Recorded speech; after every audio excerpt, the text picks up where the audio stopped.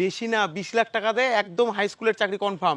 না না, আমি ওইভাবে চাকরি নিব না। বিএড করছি আমি, পড়াশোনা করে আমি নিজের যোগ্যতায় চাকরি নিব। এখনকার দিনে তুই আর নিজের যোগ্যতায় চাকরি পাবি? হাসাচ্ছিস আমাকে? এখনকার দিনে পড়াশোনা করে চাকরি টাকরি আর নাই।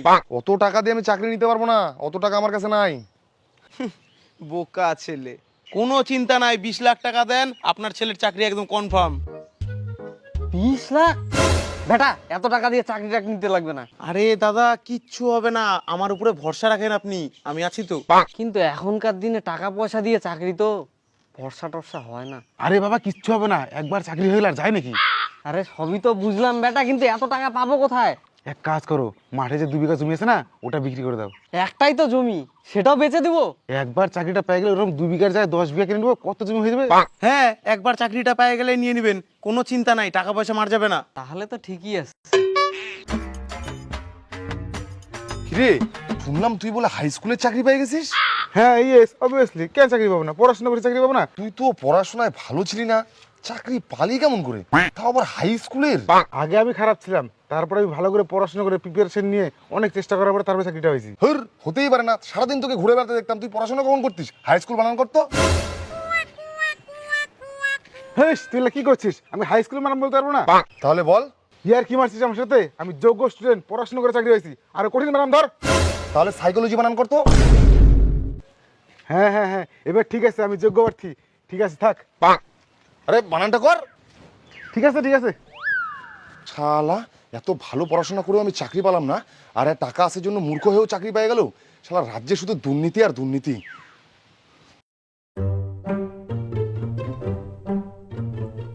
কি মাস্টারমশাই, সকাল সকাল কি বাজার নিয়ে যাচ্ছেন? আরে বাজারে সেরা কাতলাটা নিছি, 500 টাকা কেজি। হ্যাঁ হ্যাঁ, আপনিই তো দামি মাছ খাবেন, মাস্টার বলে কথা। ঠিক আছে, থাক, বুঝলি, আমাকে আবার খাইয়ে দিয়ে স্কুলে যেতে হবে, থাক। প্রায় 26,000 শিক্ষকের চাকরি বাতিল। 2016 সালের এসএসসির গোটা প্যানেলই বাতিল। কলকাতা হাইকোর্টের রায় বহাল রাখলো সুপ্রিম কোর্ট।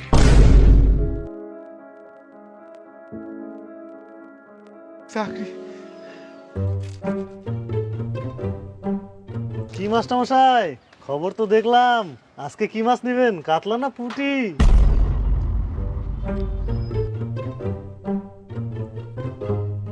কিরে, চাকরি তো গেল, তোদের মতো লোকের জন্য যারা যোগ্য পরিশ্রম করে পাশ করছে তাদেরও গেল। তুই আমাকে কেন বলেছিস? আমি তো যোগ্য প্রার্থী। হাই স্কুল বানান করতে পারিস না, আর যোগ্য প্রার্থী? এই তোদের মতো লোকের জন্য যারা যোগ্য প্রার্থী তাদের জীবনটা নষ্ট হয়ে গেল।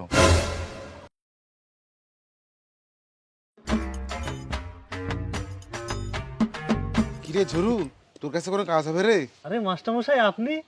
কাজ তো হবে মাস্টারমশাই, কিন্তু ব্যাপারটা হচ্ছে ঝরু না, ঝরুদা। তোকেও এখন ঝরুদা বলতে হবে? ঠিক আছে, তাহলে একটা কাজ দে ঝরুদা। দে না, দেন।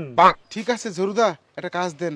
হাতি কাদায় বললে ব্যাঙও লাথি মারে। কিন্তু কাজের লোকের তো এখন আর আমার দরকার নাই, এখন বহুত কাজের লোক, 26,000 লোক ঘুরে বেড়াচ্ছে কাজের জন্য। পশ্চিমবঙ্গে এখন মাস্টারের পরীক্ষা দিয়ে লেবারির চাকরি করতে হচ্ছে। ঠিক আছে ঝরুদা, তাহলে কি কাজটা কনফার্ম হলো? ঠিক আছে, তুই পাড়ার লোক হোস, একসময় মাস্টার ছিলি, এইটগুলা ঘষে দে।